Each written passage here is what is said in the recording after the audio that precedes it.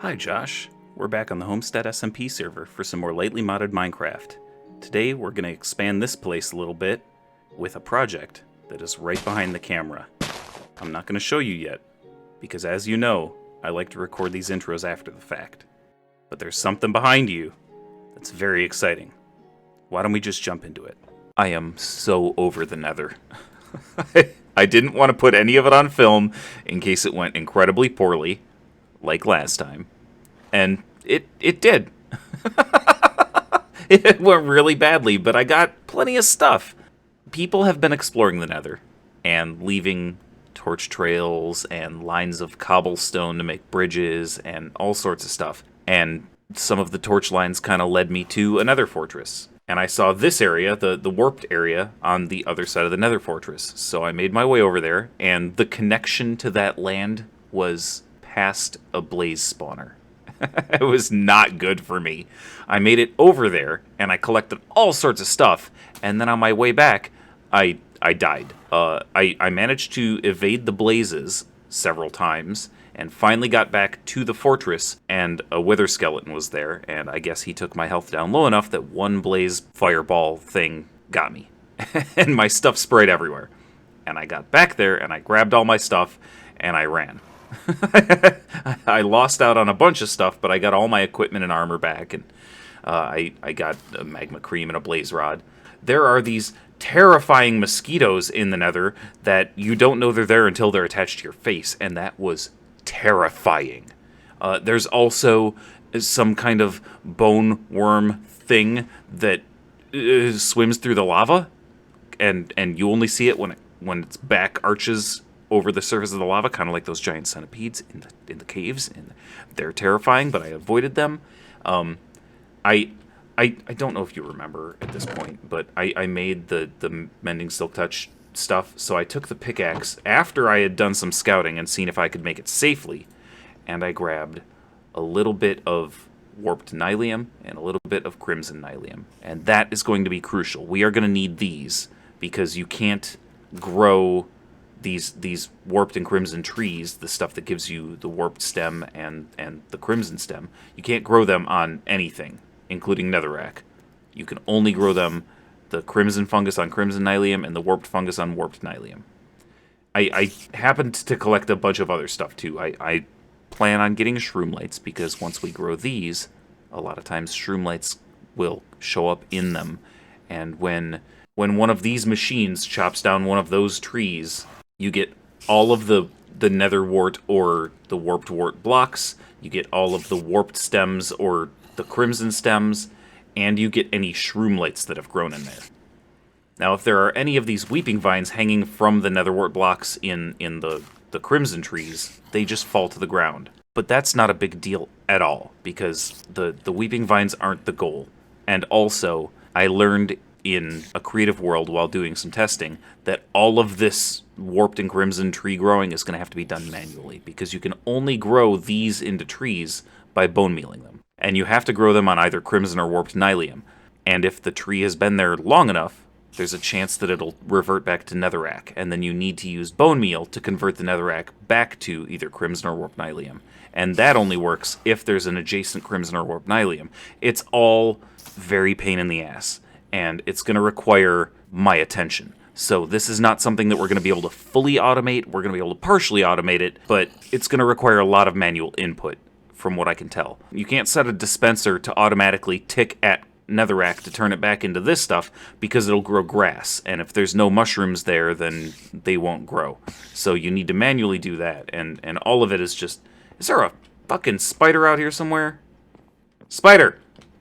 Piss off! I'm talking to Josh!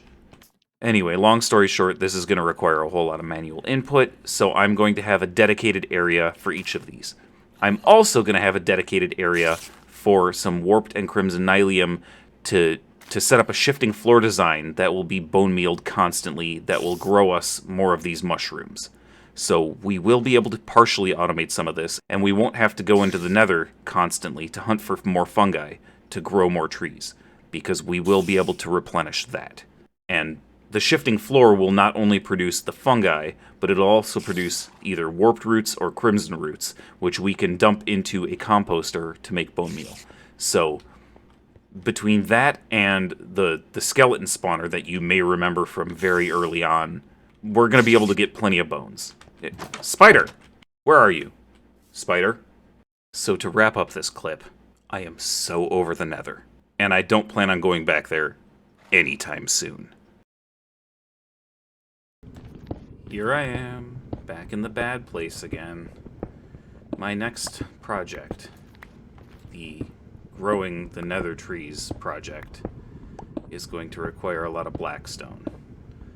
So here I am, gathering blackstone in the depths of the Nether, where it's super dangerous, and lava could come out and kill me at any moment. And I don't know why I did this to myself, but I really like the palette that I came up with. So I'm doing it. What do you think? It's just the facade. There's no roof. There's no sides, no back, no interior. But this is where we're going to do our Nether tree growing. As I've already said, there's going to be a lot of manual input to the Nether trees. So I figured, give it a really cool building and have it overlook the rest of the tree farm. So I wanted to go with a nice big base here, and then I'm just going to have it go straight back into the hill. I'm still going to bring the roof down, but I expect that I'm not going to carve away this hill. I'm going to get to work on the rest of it, so it's not just a wall. I'll give you an update once I have something a little bit more solid put together. It turns out there's not actually a lot of ground that got in the way of the roof or the wall. The hill almost naturally stopped right here. I barely had to carve anything. So the wall's going to go right here. The ground's going to come right up against it. I did carve a few blocks so I could finish the roof in a straight line because I didn't want it to feel like there was a hole in the roof. But the ground will go right up against the wall. I'm going to let the hill kind of rest against the building. It was at this point that I lost a lot of footage. Not great. I'm really bummed about it. I mean, there's stuff happened, and I wanted to be able to show you that stuff, but it's all just gone. The biggest development was that we found 3 ancient debris in the Nether. I was in the Nether getting blackstone for the building, and I just stumbled on 3 pieces of ancient debris. All separate, all little one block deposits, but I was so excited. It was amazing. And all that footage is gone. And all of the footage of the in-between steps from where we left off to where we are now, all gone. So here's the building. It's done. I decided that since this is a building that's going to be handling Nether stuff, those trees, I wanted to go with almost like a photo negative of how the rest of the town is. We go with, you know, the light walls and the dark panel bits and the dark ceiling and the dark beams. And instead I went with dark walls and light panel bits and light beams and light roof. And I really, really like this building. Now, as I showed you in the last clip, I didn't really have to deal with much of the back wall butting up against this hill because the hill was just convenient. It worked out. It just happened to be sloping down right where we needed to put the wall. And there is a bit of stuff over here. I'm going to close this up, I think, and bring it down along here and kind of meet the wall. I want to close up these caves. I don't want to leave them just sitting open. But we finished off the walls inside and out. I put panels up to give it more of a windowed look on the sides, so the sides weren't quite as dull. I didn't do anything with the lower halves of either side because they're kind of in the hill on both sides, and I didn't do anything with the back for the same reason. I played around with some different designs, and I decided that this was the one that I think looks best. So we went with this. It's mirrored on the other side too. And I built this stairway. It's very simple, but I think it looks great. I for some reason, there's just something about a two-sided stairway that meets in the middle at the entrance that I really, really enjoy. And I was thinking about putting up something like a balustrade or a banister or something, but I couldn't find anything that looked exactly the way I wanted it, so I figured I'd just leave it open like this. Now if we come inside, these are the two areas where we can plant our fungi. I left 3 blocks on each corner because this block and this block are what the saw can catch. And this block will, hopefully, always stay either crimson or warped nylium, so that if this is turned back into netherrack, we can just bone meal it and turn it back into nylium. I like that we keep the saw nice and small. We don't need to worry about a deployer since we're doing this partially manually. And this captures a lot. We get a respectable amount of wood, and we get an absolute ton of the wart blocks, either crimson wart or warped wart. And for now, I'm using this over here to recycle all of that into bone meal. And that's what we're going to use to grow our fungi into trees.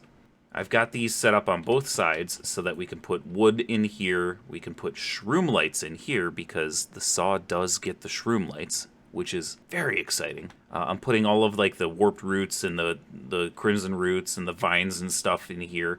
These grow from the ground up, so I'm going to have to do these manually, but I do want to collect these to sell in the shop. The red ones hang from the leaves, as you can see, and they do occasionally fall when a tree is chopped down, and so we can collect those. And then I'm just leaving the fungi in here. As you can see, it sometimes leaves a bit of a mess, and that's because sometimes when these trees grow, the stem, the wood block, is not actually connected to the leaves, the wart blocks. Or one tree getting chopped removes just enough wart leaves that it disconnects from the next stem. So we do get left with a bit of a mess. And as the next clip will show, we do occasionally have an even bigger problem. And I do mean bigger. But I'll leave that for the next clip. This section right here is where we're going to get more of our fungi, more of the saplings. So all I have to do is grab this torch right here and just pop it and then break it. And it sets off this redstone circuit that keeps going, and the floor shifts. I'm gonna do this, and it's gonna kill my frame rate, but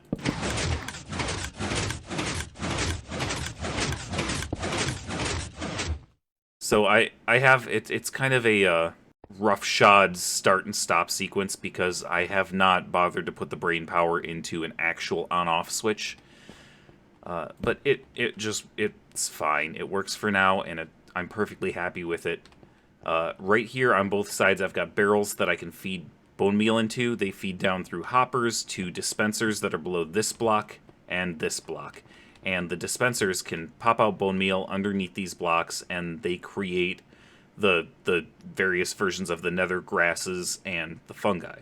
And my frame rate didn't suffer there because there was no bone meal going off. But when it is going off and it's creating the green particle effects and all the grasses are spawning and being broken by the shifting floor, my frame rate drops to about 5 or 6 frames per second. It's rough. So I'm only going to run this when I need to, and I'm probably only ever going to do it off camera. But the dispenser runs on quasi-connectivity. So this redstone right here powers this block it's sitting on, and then it quasi-connectivity connects adjacently to, or diagonally, I guess, to the dispenser. And it works. I didn't need to set up any more advanced circuitry. I just laid blocks here to separate these, and it works perfectly well. And that's how we're going to do things. This is going to be a semi-manual farm. So I had to put some scaffolding up and leave a bit of a trapdoor up to the roof. You'll see why in the next clip. It's not great. Big surprise. So why don't we just go on to that? Alright, well here's the process as it currently exists. I just set this up temporarily. I may make something more permanent for it, but I'm just putting all of the leaf things through there because we get a lot.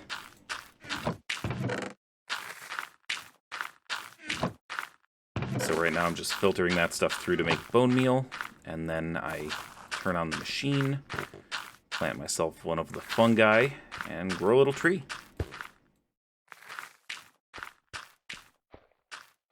Where are your leaves? Please don't be outside. Oh, no.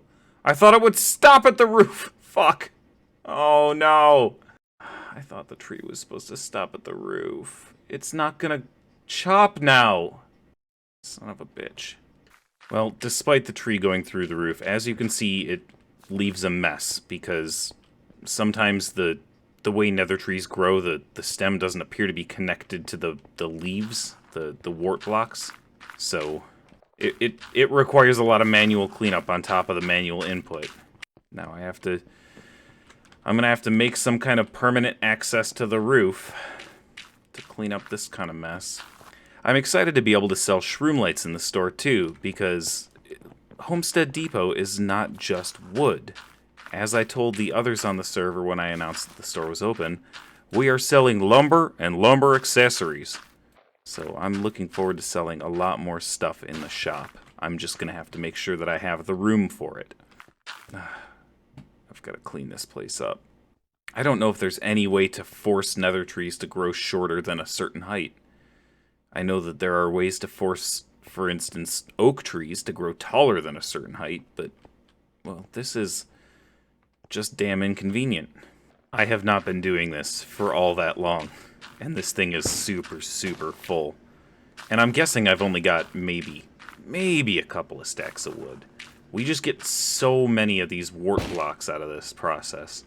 Yeah, okay. So we got not quite 4 stacks of wood, but I don't know, 20-something stacks of wart blocks.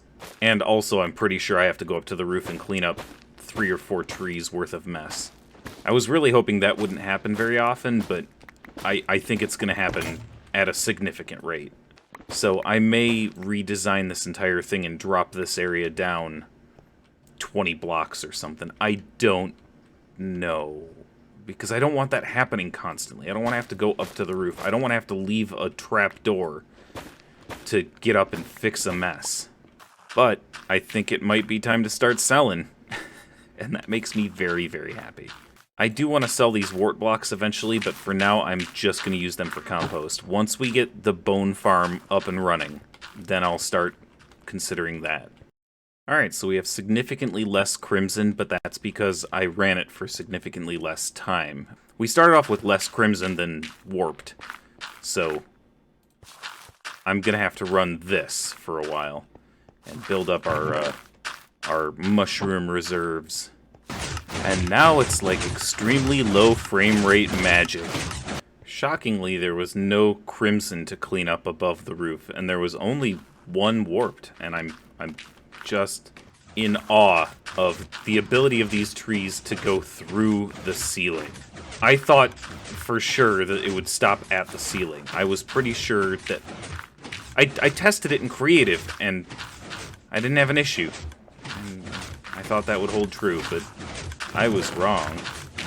We got another 1/4 stack of mushrooms each color out of that. That's not too bad. I can live with that. I think we used... what, less than 2 stacks of bone meal for that? Not too bad. And we got some roots, if anybody wants to buy those. I could sell those for like a copper a piece or something. A copper a stack, not a copper a piece. It looks like we're going to be getting some neighbors here in the shopping district. This is exciting! I wonder what people are going to build. Stop that, Steve. Okay, I've got this place set up, so I'm only charging 1 silver per stack for this stuff. Even though I was planning on charging 1 silver per 32. Hi, Pride! Why? Hi. I was wondering where this mushroom came from. So, I've decided to only charge 1 silver per stack for each of these nether woods. And that's because I don't mind putting in the manual labor for those, if everything else is going to be so easy.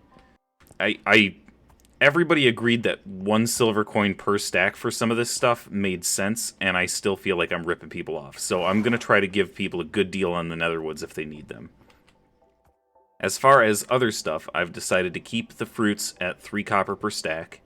I've changed the acacia blossoms to 5 copper for half a stack because they are not as common as I thought they would be, so they're going to be hard to come by, even for my automated system. Shroom lights I'm charging 1 silver per stack because they are very rare. Wart blocks, I'm charging 3 copper for 2 stacks. If people want them, they can get them cheap. I do not mind at all. We produce a ton of them. And while that is my main source of bone block...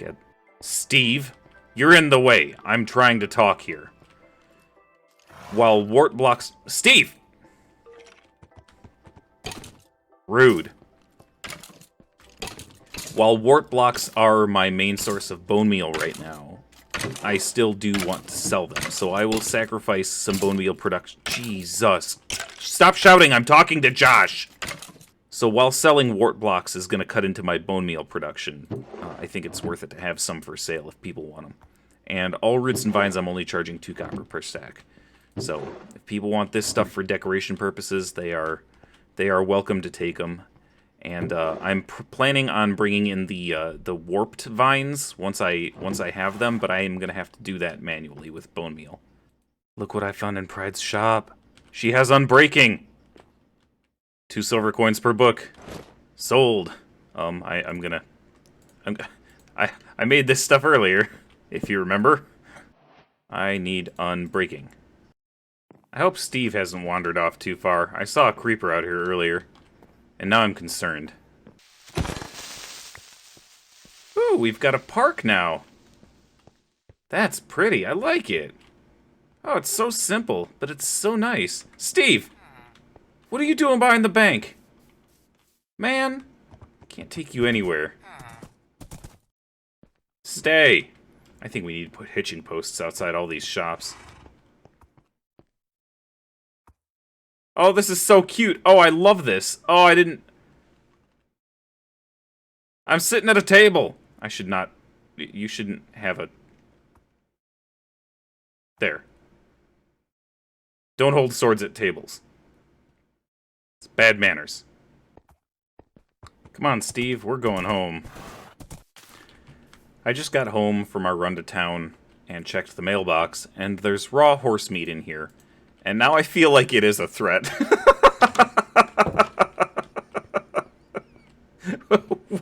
Why did I get a butcher's knife and then raw horse meat? Anyhow, I am going to take this, and I am going to take this, and I am going to apply Unbreaking to each of them. So now we have Mending... Oh, man! And now... we have Mending, Silk Touch, and Unbreaking on each of those. I feel a lot better. I'm still not going to use them as my primary tools until we have that experience grinder up. I feel like we're rich now. Are we rich? I feel rich. That's a lot of diamonds. I feel really good about that. I was just informed that I have a Valentine's Day gift in my mailbox. It's a storage crate. Oh, it's pies and cookies. Oh, that's amazing. It's a little heart. I can tell it's a little heart. That's so adorable.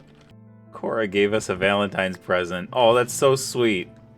I'm gonna put that right there for now. Oh, we got cookies and pies. I love pie. So I'm working on the skeleton farm. That's what that scaffolding over there is. So I've done a little bit of the planning in a creative world, and I think I can do it right here. So this is where the skeleton spawner is. It's directly on this square. So what I'm planning to do is, again, this is where the spawner is, right on this torch. I need to bring them up that high in order to drop them back down to that first scaffolding that I showed you inside that little cave in order to kill them. Or, well, in order to bring them down to half a heart so I can punch them. Because I don't just want this to be a bone farm, I want this to be an XP farm too. So my plan is, I will stand on that square where the scaffolding is, but I think I'm going to lower it down 2 more blocks just to make sure that I'm definitely within range of the spawner to keep it active. So I'll be standing on this square, and I'll have a little bit of leeway that I can move like 1 forward, I think. And I'm going to have to bring them up here, and then bring them up to that height, bring them over, and drop them down roughly here, I think. And I believe I can mask all of this inside another windmill. I'm going to have to make it a little bit wider than this one. This is only 3 wide at the roof and 5 wide at this wall. I'm going to need it to be 5 wide at the roof and 7 wide at the wall, 1 block down. So I'm going to have to make a slightly larger windmill than this. And I think I'd like to make it out of a slightly different material so that we have a little bit of variation. I found some gabbro when I was caving, and there's plenty more, I think, right over in there. And it's a little bit lighter than scoria, so I might go with that. I'll have to experiment with that. And I think I'm going to make a windmill that's just right here, goes up to there, and turns out it's the exact same height as that. It's Y87 at the roof, at the ceiling. So that'll be perfect. And then I'm gonna install a windmill blade, but we're not gonna do anything with it. We're just gonna install it so that it looks like a functioning windmill. We're doing the windmill purely for aesthetics to mask the lift and drop tubes. And then we'll drop them down like right here, I think, and then there will be a wall here with a peek through for me to punch them. And then I can stand either here or here and do the punch-in. And I'll have hoppers feeding out to chests. And it'll look just like a part of our power infrastructure. But we'll be able to come right in here, and I'll probably put just a little door in here. And I think I have to go down 2 more. And this is exactly the level I want to be at. The spawner is active right now. We can't see it because it's below all this scaffolding. But I'll stand here, or right here, and this is where the peek through will be, and they'll fall right there. And I'll just empty hand punch, because they'll all be at half a heart. So, I'm going to get to work on that. I'm going to start working on the windmill. And I'll get back to you once I have something done. I only did the roughest of planning for this in a creative world, so there's been a lot of back and forth, and a lot of redesigning, and a lot of realizing that my lift chute was 1 block off, and it's been rough. And also, I decided to use gabbro because it was a little bit different and looked same enough that they would be of a piece, but it wouldn't be just 2 identical things next to each other. This has taken a while.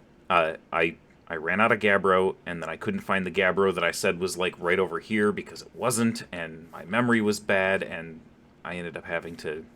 I hunted for several hours for more gabbro. I did not think that this block was going to be such a pain in the ass to use, but now I've got tons of it. Anyway, this is the lift drop chute. They lift up here, and they drop right here. And we will be able to stand in there and kill things. And I've got it set up so that they're dropping 22 blocks, which should leave all the skeletons that fall at half a heart, unless they jump, in which case some of them will die, and that's fine. We'll just collect their bones and move on. Plenty of them will get pushed off the edge of the water. I'm not going to try to climb up there right now, but basically... right there where they're going to fall, there's going to be a sign stopping the water. So they'll get right to the edge of it and either fall off or get pushed off by their buddies who are behind them. And they will fall down and have half a heart, and we can punch them, or we can use a sword to kill several of them at a time. And then this will be a problem no more. We will be able to use this pick and the shovel that we made forever. I'm going to finish building up this windmill. It may end up being taller than that, because... it is a slightly bigger windmill, so I had to go with a slightly different design. If you notice, the footprint is a little bit different than that one. I like the footprint. It still looks circular enough, but we may end up making this one a little bit taller. I'm not sure. It should work out just so, but we'll see. The windmill is done, and I decided to go with a slightly different pattern for the windmill blades. I think it'll look nice to have 2 differently designed windmills next to each other. And I left that open because I need to go in there and finish the water. Because I wasn't ready yet with the killing area when I got this place all done. Now, I think we're ready to roll. I'm still bad at scaffolding. We've got this spinning, but we are never going to use any of the power. Like I said, this is purely aesthetic. So this goes right down to the killing chamber, and I just need to not fall in myself. And we're gonna come down here and get this rolling. You know, I thought you couldn't place kelp on soul sand, but turns out, like many things lately, I am wrong. I think I'm ready to seal this place up.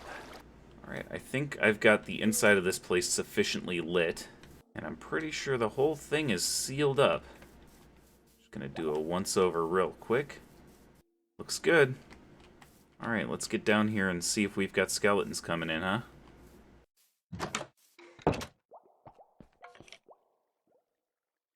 Alright, we've got a couple of skeletons in here. Now, if I just stand, I'm pretty sure the spawner is directly right here, or maybe right here. I don't remember. But I'm pretty sure if I just stand here, they will keep spawning and coming through. Now, you might be able to see down here in the corner, I built a conveyor belt from Immersive Engineering. This comes over and up one. You can't really see it there, but I've got a vertical conveyor there. And then if I just knock this out, I've got, these are dropping conveyor belts, which means anything that falls through here will come into the, yep, there we go. Cool. And if I want, at any point, as I kill these guys, I can take their bones and fill this up with one bone in each slot, and then this chest will only ever get bones. And then I can do the same with arrows over here, and then I can just let all the bows fall in there. Let me put that back.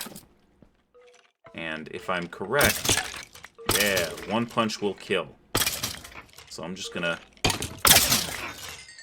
collect that experience, replenish my axe. Oh, that feels good. Oh, right. I guess I'll be picking things up from this conveyor belt. Okay, well, there's a fix for that. I can just make a covered conveyor belt by making a steel scaffolding. Yeah, that's not very expensive. Okay, cool. Well, we can cover this, and a covered conveyor belt means I won't pick anything up from it. And I can just stand here under this trapdoor, and if I ever don't feel like dealing with them, I can just close it. Alright, I replaced it with a covered conveyor belt, if you look at the one probe readout at the top. And I think if I stand here and kill things, now I won't pick any other stuff up. Alright, I think I'm going to call it there. Now we've got a ready source of bone meal for that nether tree farm, and we're going to be able to sell access to this place if anybody really wants an XP farm, or bones, or bone meal, or arrows. So, I will see you next time. We will do some more projects. Don't worry, I'm not going exploring or going caving in the nether anytime soon. We've got a lot of work to do on this town, and I am looking forward to it. I'll talk to you soon, brother. I miss you.